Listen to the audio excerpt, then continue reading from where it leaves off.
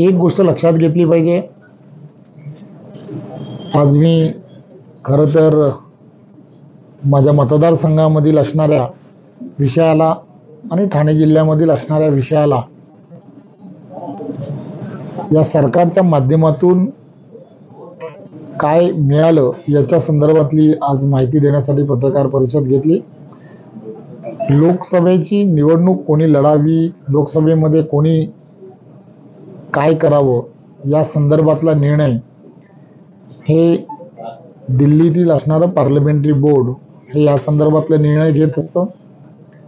महाराष्ट्राचे मुख्यमंत्री आदरणीय एकनाथराव शिंदे, आदरणीय उपमुख्यमंत्री देवेंद्रजी आणि त्याचबरोबर अजितदादा, ही तीन मंडळी जी आहेत किंवा ही तीन नेते जे आहेत, नेते या संदर्भामध्ये महाराष्ट्राच्या संदर्भामध्ये असणारा निर्णय हे तीन मंडळी मिळून घेत असतात। त्यामुळे या संदर्भातले जे निर्णय आहेत ते ही मंडळी घेतील आणि त्या संदर्भातला शिक्कामोर्तब जो आहे तो दिल्ली पार्लमेंटरी बोर्ड करेल। खरं तर आपणा सर्वांना माहीत आहे की सार्वजनिक बांधकाम विभागाची असणारे 3-4 प्रकारचे असणारे टोटल हेड असतात। त्यामध्ये 03, 04, नाबार्ड, रस्ते, पूल आणि इतरही असे निधी यामध्ये असतात। त्यामुळे 03, 04 नाबार्ड विशेष दुरुस्ती अशा सर्व रस्त्यांच्या बाबतीमध्ये सर्व रस्ते हे ग्रामीण भागामधले असणारे रस्ते असा असणारा सर्वच्या सर्व निधी हे ठाणे जिल्ह्यामधील असणारे ग्रामीणचे असणारे सर्व ग्रामीण भागातील असणाऱ्या लोकप्रतिनिधींना जवळजवळ 1156 कोटीपेक्षा जास्त निधी या संपूर्ण 4-5 हेडमध्ये आदरणीय मुख्यमंत्री एकनाथराव शिंदे, आदरणीय देवेंद्रजी आणि अजितदादांच्या सरकारच्या माध्यमातून देण्यात आलेला आहे। त्यामुळे या सर्व भागातील असणाऱ्या रस्त्यांमध्ये अतिशय चांगल्या पद्धतीचे दर्जेदार रस्ते व्हावेत या दृष्टिकोनातून नक्कीच हे रस्ते होतील, यात काही शंका नाही। या व्यतिरिक्त हॅम आणि एडीबीचे असणारे काही रस्ते यांना सुद्धा मंजुरी मिळालेली आहे। लवकरच त्या संदर्भातले सुद्धा टेंडर्स हे तयार होतील आणि त्याही माध्यमातून एक मोठा निधी हा या भागांमध्ये आणि संपूर्ण महाराष्ट्रामध्ये मिळणार आहे। खरं तर आपल्याला सर्वांना माहीत आहे की सार्वजनिक बांधकाम विभागाच्या माध्यमातून आदरणीय मुख्यमंत्री एकनाथराव शिंदे, आदरणीय देवेंद्रजी आणि अजितदादांच्या सरकारच्या माध्यमातूनच पहिल्यांदा या सरकार म्हणून मोठ्या प्रमाणामध्ये सार्वजनिक बांधकाम विभागाला हा निधी मिळालेला आहे।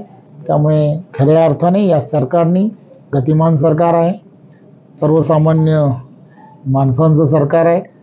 फक्त चर्चा न करता कामं आणि कामांना गती कशी मिळेल त्या दृष्टिकोनातून काम करणारे हे सरकार आहे। त्यामुळे सर्व महाराष्ट्रामध्ये मोठ्या प्रमाणामध्ये विकासात्मक कामाला निधी देण्याचं काम या सरकारच्या माध्यमातून झालं आहे। मी मगाशीच पूर्णच्या पूर्ण माहिती दिली की या संपूर्ण भागामध्ये ठाणे जिल्ह्यामध्ये असा कोणताच भाग नाही की ज्या भागांमध्ये विकासात्मक कामाला निधी दिला नाही, असा एकही भाग नाही। त्यामुळे सर्व भागांमध्ये सर्व ठिकाणी विकासाच्या कामाला निधी दिलेला आहे।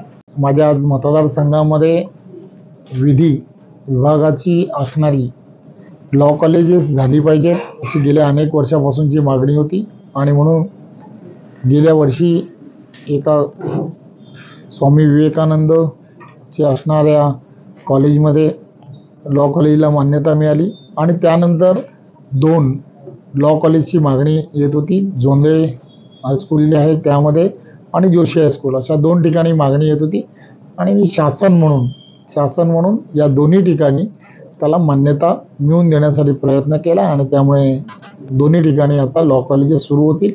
आपण जे प्रश्न विचारलाय सर्व विषय तसा महाराष्ट्राच्या दृष्टिकोनातून अत्यंत महत्त्वाचा आहे आणि त्या सर्व विषयामध्ये शासन नक्कीच त्या सगळ्या विषयाकडे गांभीर्याने घेत आहे आणि त्या दिशेने सरकार म्हणून त्याची पावलेही उचलते। मी असं म्हणणार नाही, मी म्हणूनच म्हटलं की संपूर्ण महाराष्ट्रामध्ये सार्वजनिक बांधकाम विभागाचे असणारे सर्व रस्ते आणि त्या रस्त्यांना मोठ्या प्रमाणामध्ये निधी देण्यात आलेला आहे। त्यामुळे त्या भागांमध्ये असणाऱ्या सर्व भागांचे असणारे सार्वजनिक बांधकाम विभागाचे असणारे रस्ते हे सुस्थितीत राहिले पाहिजे. म्हणून आदरणीय मुख्यमंत्री एकनाथराव शिंदे, आदरणीय देवेंद्रजी आणि अजितदादांचं सरकार हे कटिबद्ध आहे, हे वारंवार सांगत होतं आणि त्यांनी खऱ्या अर्थाने या सर्व विषयाला न्याय देण्याचं काम केलं आहे. उद्या त्या संदर्भामध्ये अधिवेशनामध्ये जे विषय आहेत ते विषय मार्गस्थ होण्याच्या दिशेने सरकार म्हणून सरकारने एक दिवसाचं अधिवेशन घेतलंय आणि नक्कीच मराठा समाजाला न्याय देण्याचं काम हे सरकार करेल. चला, धन्यवाद. कोणार्क, अपना शहर, अपनी बातें.